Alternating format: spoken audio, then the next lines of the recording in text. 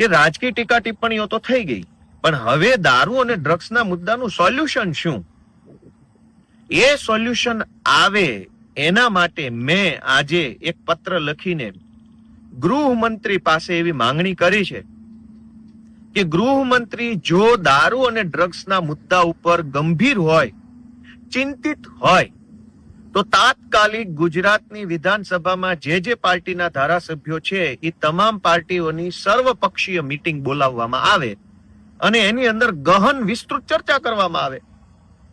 વિધાનસભામાં અનેક વખત જોયું છે કે સર્વપક્ષીય ક્રિકેટ મેચ યોજાય છે, એમાં બધા પક્ષના ધારાસભ્યો 2-5 દિવસ સુધી દડા બેટ રમે છે, મજા કરે જનતાના પૈસે. વિધાનસભાની અંદર સર્વપક્ષીય સાંસ્કૃતિક તહેવારો પણ ઉજવાય છે. વિધાનસભાની અંદર સર્વપક્ષી ભોજન સમારંભ પણ થાય છે. વિધાનસભામાં સર્વપક્ષીય ઘણું બધું થાય છે.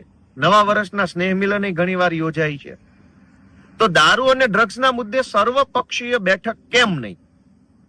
તો મેં પત્ર લખ્યો છે, આજે ઈમેલ કર્યો છે અને માંગણી કરી છે કે રાજકીય ટીકા ટિપ્પણી તો ઠીક છે, કરતા આવ્યા છે બધા જ પાર્ટીના નેતાઓને, ભવિષ્યમાં કરતા રહેશે, પણ જો ગુજરાતના ગૃહમંત્રી સુધી ડ્રગ્સ અને દારૂના હપ્તા ન પહોંચતા હોય, જો એને હપ્તામાં રસ ન હોય, ખરેખર દારૂ અને ડ્રગ્સના દૂષણ ઉપર પ્રતિબંધ આવવો જોઈએ, ખરેખર આ બધું બંધ થવું જોઈએ, એવી જો ચિંતા અને ગંભીરતા ગૃહમંત્રીમાં હોય તો તાત્કાલિક સર્વપક્ષીય બેઠક ગૃહમંત્રીની અધ્યક્ષતામાં બોલાવવામાં આવે.